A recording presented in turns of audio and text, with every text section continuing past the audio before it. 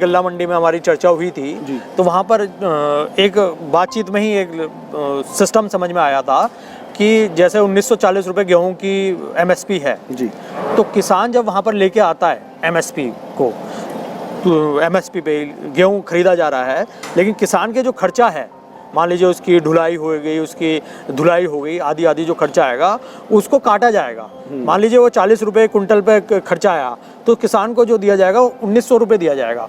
लेकिन जब दूसरी कॉस्ट अकाउंटिंग की हम बात करते हैं, जब बिजनेस सेक्टर में जब चलती है तो क्या होता है, उसमें ज़ीरो से शुरू करते हैं और ज़ीरो से जब स्टार्टिंग पॉइंट से एंड पॉइंट तक जब तक माल जाता है तब तक उसमें जितनी भी कॉस्ट आती है तब तक उसमें एडिंग होती चली जाती है कि भाई ये लेबर के हैं, ये प्रोडक्शन हाउस के हैं, ये ट्रेडिंग के हैं और ये मार्केटिंग के, आदि आदि करके 100 रुपये की चीज़ 150 रुपये में आ जाती है या 120 रुपये में आ जाती है।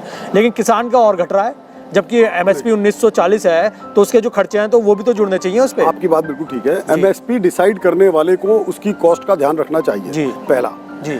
अब आप ये चीज़ समझिए कि मैं मान लीजिए कि मैंने अभी आपसे कहा कि एक मोनोपोली टाइप हो गई, जो पुराने आड़ती होते थे जी, उनकी मोनोपोली भी हो चुकी है। आपको मैंने बार बार ये बात कही कि देखिए दोनों के बीच में बैलेंस बनाना होगा जी। व्यापारियों ने जितना खून पसीने की कमाई वाले बेचारे किसान को निचोड़ा है जी, उतना किसी ने नहीं निचोड़ा है। मैं आपको कारण बताता हूँ जी। मेरे पास आप लेकर, एक किसान है, छोटा किसान बेचारा, वो मेरे पास माल लेकर के आता था जी। मैं आड़ती हूँ, अब मैं आड़ती वर्ड यूज कर रहा हूँ मैं छोटे किसान, छोटे व्यापारी के लिए जी, जिसको कि आड़ती कहा जाता है। वो अब जब वो आता था उसके पास अपने प्रोडक्ट को, किसान को लेकर के, आपकी एमएसपी आपने जैसे कहा कि 1940 रुपये मान लेते हैं। मैं बता दूंगा आपके गेहूं में तो बहुत पानी है, भारी है, या गंदगी बहुत ज्यादा है, तो आपको एमएसपी तो नहीं मिलेगी। आपको बेचनी हो तो 1800 रुपये में दे जाइए, नहीं बेचनी तो घर में जाइए जी जी जी। छोटा किसान बुरी तरह मरा हुआ है जी, और वो किसान उस व्यापारी को, चूंकि उसने उससे लोन लिया हुआ है, जिस टाइम पर उसने क्रॉप बोनी शुरू करी थी, तो एक प्रकार से वो बंधुआ मजदूर हो जाता है उस आड़ती का जी, जी। और वो 1800 में भी उसको देके जाता है ठीक। ये आज तक होता आया था जी।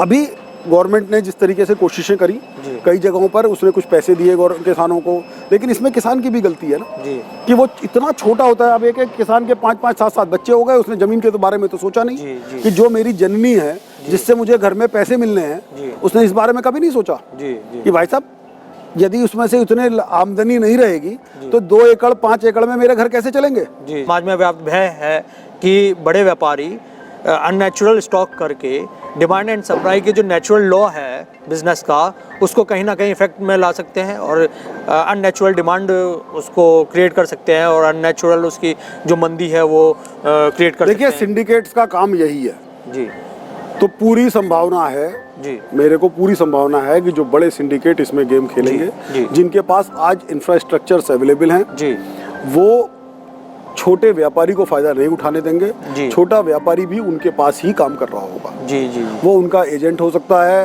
वो उनका डीलर हो सकता है, वो उनका चैनल पार्टनर हो सकता है किसी तरीके का जी। तो पूरा देश कुछ लोगों के हाथ में जाने का डर डेफिनेटली है, क्योंकि गेहूं, सोना, इनके अंदर फर्क नहीं पड़ता है जी, लेकिन खाद्यान्न के ऊपर फर्क पड़ता है जी। मैंने गेहूं वर्ड गलत बोलते हैं, स्टील वगैरह पे जी, स्टील पे, सोने पे, जो कि हमारे अखाद्यान्न प्रोडक्ट है जी, क्योंकि शायद उतना कीमती गेहूं ज्यादा कीमती है सोने से जी। बिल्कुल जी, ये है बात, जो कि खाने पीने की चीज की बात अलग है जी, और जो और प्रोडक्ट्स है उनकी बात। अच्छा, आड़तीय, जब मैं फिर आ जाता हूँ, नवीन गल्ला मंडी में जो बातचीत हो रही थी तो उन्होंने बातों में ये बताया कि प्रशांत जी, अगर 1 साल की फसल किसान अपने देश को नहीं दे गेहूं की तो हाहाकार मच जाएगा और मतलब लोग बाग सड़कों पे आ जाएंगे। तो क्या ये जो, अगर चलिए किसान तो देगा, लेकिन ये व्यापारी भी तो स्टॉक कर सकता है पूरे देश की फसल एक। भाई साहब मैंने फिर से कहा, देखिए कॉस्ट एंड बेनिफिट है। अब मैं तो अगर सोच भी लूँ, चलिए मैं सोच लेता हूँ एक बार को कि मैं स्टॉक कर लेता हूँ, मेरी टोटल कैपेसिटी 4000 मेट्रिक टन की है, मैं 4000 मेट्रिक टन माल स्टॉक कर लेता हूँ और मैं गेम खेलूंगा, तो क्या मैं गेम खेल पाऊंगा इतने बड़े देश में जिसके अंदर करोड़ों टन माल इकट्ठा होता है? तो कौन गेम खेल सकता है? अच्छा, गेम वो खेलेगा ना जो कि बड़ा वाला सिंडिकेट है। हम इस बात से तो डर रहे हैं कि ये स्टॉक कर लेंगे या गेम खेल लेंगे, लेकिन क्या कॉस्टिंग में अंतर नहीं आएगा? मान लीजिए कोई साल भर के लिए गेहूं को स्टॉक करता है। भाई साहब यदि मुझे पैसा फ्री मिला हुआ है, पहले समझिए आप कि इन लोगों के पास जो सिंडिकेट्स हैं, इतना ज्यादा सस्ता पैसा मिल जाता है, स्टॉक करने की जो कॉस्ट आएगी वो डेफिनेटली बढ़ेगी। अगर उससे ज्यादा उसका मुनाफा हो रहा होगा तो वो बढ़ेगा। आपको अंदाजा से 1940 रुपए का गेहूं कितना हो सकता है? मैं इस बारे में तो कॉस्ट डिमांड एंड सप्लाई है जी, इस बारे में डिमांड एंड सप्लाई नहीं, या तो कॉस्टिंग बढ़ेगी। कॉस्टिंग कितनी होगी बॉस? अच्छा। कॉस्टिंग ज्यादा थोड़ी, ज्यादा आप 10 रुपए महीने का 10 रुपए महीने की कॉस्ट लगा लीजिए उसकी मेंटेनेंस की और स्टॉक करने की। अच्छा, इससे ज्यादा की थोड़ी आएगी उसकी। 10 रुपए कुंटल, 10 रुपए कुंटल की लगा लीजिए। अच्छा भाई जिस स्टॉक वो साइलो के अंदर स्टॉक कर रहा है उसमें इससे ज्यादा की कॉस्टिंग नहीं आएगी। पूरा इंफ्रास्ट्रक्चर होगा, पूरा इंफ्रास्ट्रक्चर होगा, कंप्यूटर्स, मैंने आपसे फिर से कहा चलाने वाले हाईटेक इंजीनियर्स होंगे, उनकी सैलरीज होगी। आप चाहे जितना बड़ा कर लीजिए जी, आप अभी समझ नहीं पाएंगे कि कॉर्पोरेट कैसे चला करते हैं। अच्छा, वही तो जानने के लिए कारण, हाँ मैं आपको कारण बताता हूँ। देखिए जिन कॉर्पोरेट्स की आप बात कर रहे हो कि हाईटेक इंजीनियर होंगे, हाईटेक ये होगा, हाईटेक वो होगा जी, ये लोग प्रॉफिट एंड लॉस पे काम नहीं करते हैं जी। खास तौर से चलिए मैं एग्जांपल में आपको कोट करता हूँ, एक रिलायंस इंडस्ट्रीज है जी। रिलायंस इंडस्ट्री आप सबको पता है, हम बड़े खुश होते हैं कि हमारे देश का एक नागरिक है जिसने कि इतना बड़ा काम कर लिया जी। लेकिन अगर आप इसके बैकग्राउंड में जाएंगे जी, तो इन्होंने काम कुछ नहीं किया जी जी। इन्होंने काम से ज्यादा उसका ढिंडोरा पीटा और अपने शेयर मार्केट के गेम को खेला जी। अगर आप अपने फादर से, अपने उनसे पूछेंगे तो धीरू भाई अंबानी इस बात के गुरु थे और एक फिल्म भी बनी जी, जिसका नाम ही गुरु दिया गया जी जी जी जी जी। कि वो इतने बड़े गुरु थे कि उन्होंने लोगों को व्यापार करना सिखाया जी, जी। व्यापार जो है वो पूरी तरीके से गुडविल पे बेस्ड है जी, जी। अगर हमारी गुडविल बहुत स्ट्रांग है जी, और ये बात धीरू भाई अंबानी से अच्छी कोई नहीं समझा पाया जी, कि अगर हमारी गुडविल स्ट्रांग है जी, तो हमारा व्यापार बहुत स्ट्रांग है जी। और उन्होंने 10 रुपए के शेयर को 2000 रुपए का बेच के दिखाया जी जी। तो जो मार्केट बढ़ा है, आपको आज दिख रहा है कि अंबानी ग्रुप जो है वो सबसे बड़ा ग्रुप बन के दुनिया में हाजिर हो गया और चौथे पांचवें नंबर पे पहुंच गया जी। वो अपनी वेल्थ के हिसाब से बन गया क्योंकि उसके पास जो शेयर है वो उसकी वैल्यू है जी। एक्चुअली काम की वैल्यू नहीं है जी जी जी। काम तो वो बाद में करते हैं, पहले तो अपनी वैल्यू हो गई। अब मेरी वैल्यू है, मान लीजिए कि मैं 50 करोड़ का आदमी बन गया जी, तो यानी कि मुझे बैंक 50 करोड़ रुपए तक तो आराम से लोन दे देगा जी जी, क्योंकि मेरी वैल्यू है आपके पास जी जी। तो इसी प्रकार से आप ये समझिए कि इन लोगों के पास पैसों के रूप में तो कोई प्रॉब्लम कभी है नहीं जी। पैसा चाहे वो बैंक दे रहा है, चाहे फाइनेंशियल इंस्टीट्यूशन दे रहा है, चाहे गवर्नमेंट दे रही है, चाहे फॉरेनर दे रहा है। अभी आपने जियो में देखा, जियो में क्या गेम खेला गया, खूब बड़ी जियो को बना करके 22% या 21% शेयर उन्होंने मार्केट विदेशी को बेच दी। फेसबुक है, क्या कर रही है फेसबुक जी, कैसे उसकी वैल्यू 2000 करोड़ 4000 करोड़ रुपए बन जा रही है जी।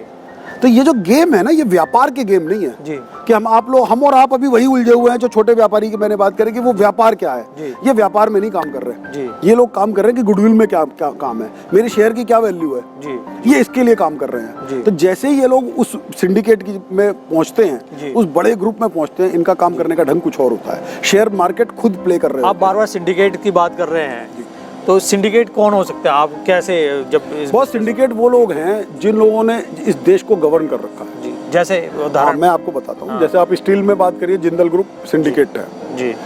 आपको शायद पता नहीं होगा, 2 या 3 उनके ग्रुप में मेन डायरेक्टर्स हैं जी। नवीन जिंदल कांग्रेस के अंदर रहते हैं जी, और एक सजल जिंदल है वो बीजेपी के अंदर रहते हैं। ये सब एक गेम है जी। सजल पार्टी में भी तो रहते हैं। आप पार्टी में अभी तक कोई स्टील किंग मेरी नॉलेज में नहीं है। आईएसी के कैंपेन में कुछ 1,000 करोड़ रुपए आए थे, वो हो सकता है, लेकिन कोई स्टील कैंपेन मेरी नॉलेज में नहीं है कि आईएसी में आए होंगे जी जी। लेकिन मैं ये आपको बताने के हो सकता हूँ भी, चलिए मैं ये भी बात आपसे मान लेता हूँ। आप कह रहे हो तो मैं मान लेता हूँ, हो सकता है। मैंने तो सुनी बात है, मैं कह रहा हूँ हो सकता हूँ। मैं आपको ये बताने की, आपने प्रश्न था हमारा कि हु इज सिंडिकेट जी जी जी। मैंने आपको ये बताने की कोशिश करी, पॉलिटिकल पार्टी मैंने एग्जाम्पल में 2 पार्टी कोट करी, तीसरी ये भी है, हो सकता है इनके पास भी हो जी। ये लोग क्या करते हैं, ये देखते हैं कि भाई किसके आने की संभावना है जी। हम किस किस में रह करके क्या क्या फायदे उठा सकते हैं। तो ये इन लोगों के साथ पूरी तरीके से कैंपेनिंग में, पैसे के खर्चे में, मीडिया मैनेजमेंट में ये लोग शामिल होते हैं जी जी जी। मैटर ये वाला है। ठीक ठीक, चलिए अच्छा है आपने मुझे याद दिला दिया कि आईएसी के दौरान क्या था। आप समझने की कोशिश करें, आईएसी को आईएसी किसने बनाया जी जी। अन्ना हजारे, डिबेट अलग हो जाएगी, हम सिंडिकेट पे ही आते हैं। चलिए ठीक है, आपकी बात बिल्कुल ठीक है। लेकिन जो सिंडिकेट वर्ड है जी, वो हमारे देश के वो लोग हैं जो साम दाम दंड भेद का इस्तेमाल करते हैं। अभी आपने एक ग्रुप की बात कही और दूसरे ग्रुप, बस मैंने एक एग्जांपल में कोट फिर भी आप समझिए, रिलायंस ग्रुप जी। रिलायंस ग्रुप क्या है? सारा प्लास्टिक इंडस्ट्री उसके कब्जे में है जी जी। तो वो सिंडिकेट है जी। वो जब चाहे तो प्लास्टिक के रेट बढ़ा सकता है, जब वो चाहे तो घटा सकता है, वो एक सिंडिकेट है जी। तो जो हम सिंडिकेट का मतलब मेरा यही है कि वो लोग जो कि गेम को पूरी तरीके से मैनिपुलेट कर रहे हैं। आज की डेट में आप मुझसे पूछ रहे हैं खाद्यान्न के रूप में, तो 2 कंपनियां हैं जी, एक अंबानी एक अडानी, उन्हीं का नाम बार बार आ रहा है। जी जी। उन दोनों कंपनियों के पास पहले से इंफ्रास्ट्रक्चर मौजूद है जी। इस खाद्यान्न को लेके। अब या तो इंटरनेशनली पहले इनके दोस्ती थी, सुनते हैं कि इन लोगों की दोस्ती है, तो इनको पता था कि इस तरीके से दोस्ती होती है, राहुल से भी दोस्ती है, ये बात बिल्कुल ठीक है, लेकिन अचानक भी बताया है कि सभी पार्टियों से दोस्ती होती है, इनके इन्वेस्टमेंट्स होते रहते हैं। ये तो हम किसी एक विशेष पार्टी को इनका दोस्त नहीं बता सकते। बिल्कुल बिल्कुल जी। नहीं, लेकिन ऐसा नहीं है जी। जब जो सत्ता में आता है उसको लाने में इन लोगों का रोल होता है। प्रश्न ये वाला है, उनका रोल, बात यह है उनका रोल होता है। क्योंकि आप समझें कि मीडिया कैसे मैनेज होता है। जो मीडिया मैनेजमेंट है, मैंने उसकी बात करी जी जी। कि एक टाइम था हवा कम थी, तो मैंने जो देखा कि भाई आम आदमी पार्टी को मीडिया मैनेज हुआ। हम दोबारा आते हैं फिर सिंडिकेट पे ही, कि सिंडिकेट में जैसे आपने जिंदल ग्रुप को बताया, अंबानी ग्रुप को बताया, और भी ऐसे कितने ग्रुप होंगे बड़े देश में जो सिंडिकेट बना रहे होंगे। भाई वो सिंडिकेट फिर तो हर तरह से कर रहे होंगे ना, खाद्यान्न पे थोड़ी ना काम कर रहे होंगे। नहीं, अभी तक तो खाद्यान्न पे नहीं था। हाँ। अभी तक खाद्यान्न पे सिंडिकेट का काम अगर था भी तो वो छोटे व्यापारियों को मिला करके तो कोई ग्रुप बना हो। तो कितने ग्रुप होंगे अंदाजा, जब आपका इस तरफ रुझान है? नहीं, मेरा रुझान है, लेकिन जो अभी तक सुनी हुई बातों पे बिलीव किया जाए तो रिलायंस और अडानी ये दो ग्रुप थे। अडानी ने अभी एंट्री मारी है, जो कि बहुत पुराना ग्रुप नहीं है। अडानी ने नया ग्रुप बनाया भी। नहीं, ये बिरला जी और ये तो कांग्रेस के राज के थे, ये बुझे हुए दीपक हो गए है ना भाई, ये तो कांग्रेस के राज में थे, सबको पता है। नहीं, ये आप कैसे कह सकते हैं ये कांग्रेस के राज के? मैं इसलिए बीजेपी में भी तो आप कह सकते हो। नहीं, मैं आपको बताता हूँ कारण, क्योंकि अभी आपने बताया कि इनकी दोस्ती सब जगह होती है। हाँ, दोस्ती भाई गोदरेज हो गए। नहीं, मैं आपको बताता हूँ इनकी नहीं, देखिए कुछ ग्रुप है जिनके ऊपर ब्लेम कभी नहीं लगा, इसलिए हम उनकी केस स्टडी भी उठा करके देखें तो उन लोगों ने इस तरह काम नहीं किया। आप टाटा का ग्रुप का जो नंबर 1 था कांग्रेस के टाइम पे, जमशेद जी टाटा ने जो काम कांग्रेस के टाइम पे रहते हुए तरक्की करी, लेकिन वो उनके भामाशाह माने जाते थे। कांग्रेस के भामाशाह कौन थे? जमशेद जी टाटा। जी जी जी। लेकिन उसके बाद टाटा ग्रुप ने जिस तरीके से देश के डेवलपमेंट में रोल किया, आज तक उसके ऊपर उंगली किसी ने उठाई हो तो बताइए आप। जी जी। कि भाई ये लोग जो हैं ये सिंडिकेट का रोल प्ले कर रहे हैं, जबकि टाटा स्टील किंग है। जी बिल्कुल सही बात है, टाटा स्टील किंग है, लेकिन उसके ऊपर ब्लेम नहीं। उसने स्टील के साथ साथ जितने भी और चीजों में देश में योगदान हो सकता था, एयरलाइन से लेकर के नेशनल बिल्डिंग का काम किया, तो उसके ऊपर कभी भी उंगली नहीं उठी। अभी आपने बिरला ग्रुप की बात करी। बिरला ग्रुप ठीक है, बहुत उन्नति करी। अच्छा, टाटा भी तो कॉर्पोरेट है। टाटा कॉर्पोरेट है, लेकिन टाटा पे मैंने आपसे बार बार कहा, टाटा पे उंगली नहीं उठ रही है जी।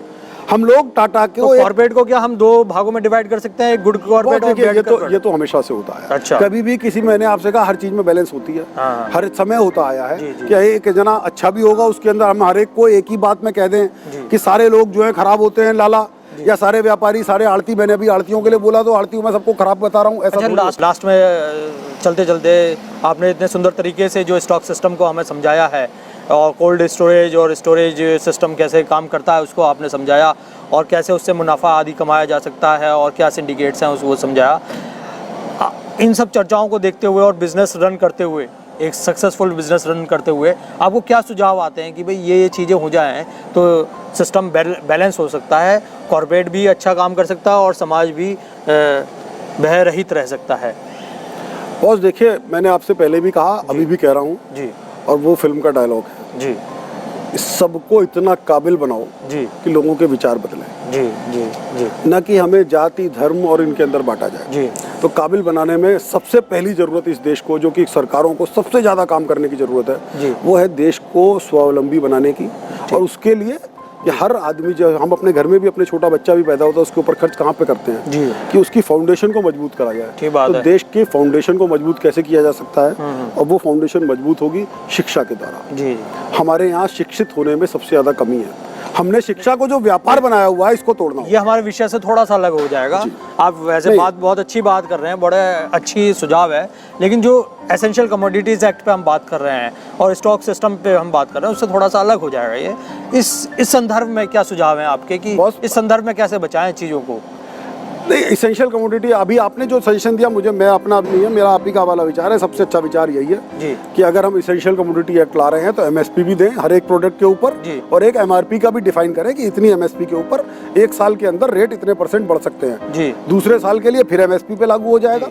अगर किसी साल में पैदावार नहीं होती है जी, जो हम रखते हैं स्टॉक, हम क्यों करते हैं नियम पूर्वक स्टॉक इसलिए करते हैं कि अगर मान लीजिए आज इस साल हमने स्टॉक रख लिया, अगले साल हमें पैदावार थोड़ी डाउट दिख रही है, डाउट पैदा, तो हम मान लेते हैं कि रेट तो बढ़ेंगे जी जी जी, और दूसरे साल में जो लास्ट में रेट आएंगे वो और ज्यादा रेट आएंगे जी जी जी। ये इसलिए खेल होता है जी जी जी। तो उसमें हमने अभी आपसे जो शिक्षा पे मैं बार बार घूम फिर करके वहीं आ रहा हूँ आपने देखा होगा गांव के अंदर एक किसान एक चीज बोना शुरू करता है। मैंने 97 में आलू पैदा हुआ जी, इतना ज्यादा बेतहाशा आलू पैदा हो गया, कोई मेरे यहाँ कोल्ड स्टोरेज में उठाने नहीं आया, मैं बर्बाद हो गया। उसके बाद से मैंने आलू रखना बंद कर दिया।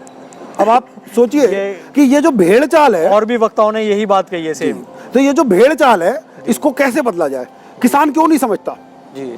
तो मैंने जो आपसे बार बार शिक्षा पे घूम फिर के आ जाऊंगा कि हर चीज की जड़ में आपको लगेगा कि यार हमारी कहीं ना कहीं समझ में कमी है जी। हमने देखा पिछले साल प्रशांत जी ने बहुत पैसा कमाया था जी, उन्होंने अदरक बोई थी जी जी जी, और मैं दूसरे साल 100% पूरा गांव अदरक बोना शुरू कर देगा। जी जी जी जी, इस चीज को बदलने के कैसे कंट्रोल किया जाए। जी जी जी। अब इसमें आप लाल फीताशाही घुसा दीजिए, सरकार को बुला लाइए जी, वो कह देगी जी गन्ने का कंट्रोल करेंगे जी, इतना % गन्ना बोया जाएगा किसान में, और गन्ने में फायदा ज्यादा है, सारे लोग पैसे लेके पहुंच जाएंगे जी। नेता जो भी वहाँ अधिकारी इस चीज का डिवीजन कर रहा होगा कि कौन गन्ना बोएगा, तो मालूम पड़ेगा कि जी आप मुझे गन्ना बोने का परमिशन दे दो। जी जी जी।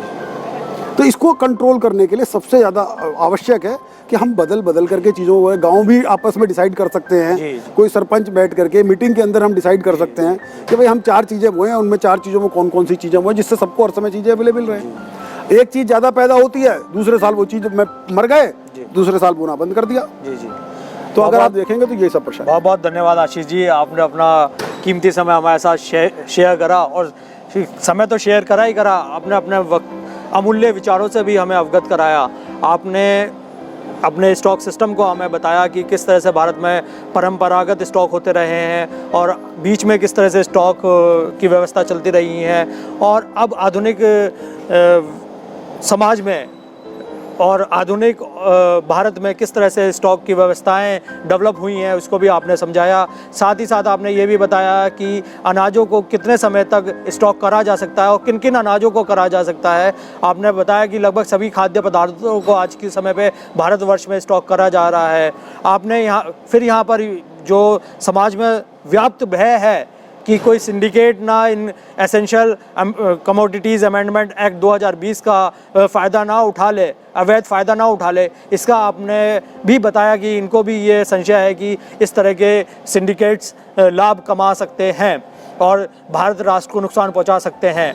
साथ ही आपने ये बताया, सुझाव के रूप में ये बताया, जो हमारी पुरानी चर्चाओं में भी आया था, कि मूल समस्या किसान की ये है कि अगर किसान गन्ना बोता है तो गन्ना ही बोया जाता है, और अगर अदरक बोता है तो अदरक भी ही बोया जाता है, या आलू, जैसे आलू का उदाहरण तो आपने अपना व्यक्तिगत ही दिया कि इनको इतना लॉस हो गया कि ये 0 पे आ गए क्योंकि इन्होंने आलू का स्टोरेज रखना शुरू कर दिया था कि किसानों का अपने कोल्ड स्टोरेज में, और वो आलू वापस लेने ही नहीं आए, उसका इतना दाम घट गया था और इनका किराया इतना हो गया था कि वो सस्ते में ही छोड़ना उन्होंने उसको गनीमत समझा। और अपने यही बात है कि इन्फॉर्मेशन की यहाँ पर लैक ऑफ इन्फॉर्मेशन यहाँ पर आ रहा है कि किसानों के पास इन्फॉर्मेशन नहीं है कि उनके आसपास के खेतों में क्या बोया जा रहा है, उसके आसपास के ज़िलों में क्या बोया जा रहा है, या देश में क्या किस तरह की डिमांड चल रही है। और यही कारण है कि इन्फॉर्मेशन नहीं है तो एक ही तरह की खाद्यान्न जो देश के लिए भी और समाज के लिए भी चिंता का विषय बन जाता है कि एक ही तरह की उपज पैदा होकर मंडियों में पहुंचती है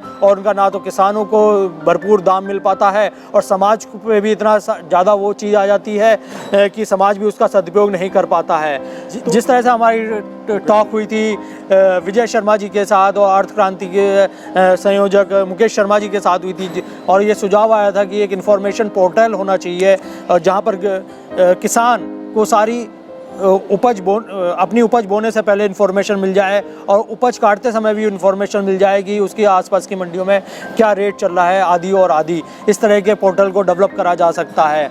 हम दोबारा आशीष जी का धन्यवाद करते हैं कि उन्होंने एक बहुत ही ज्वलंत मुद्दे पर अपने स्पष्ट रूप से वक्तव्य रखा और उन्होंने खुद व्यापारी होते हुए व्यापारियों की कमियों को स्पष्ट रूप से सामने रखा।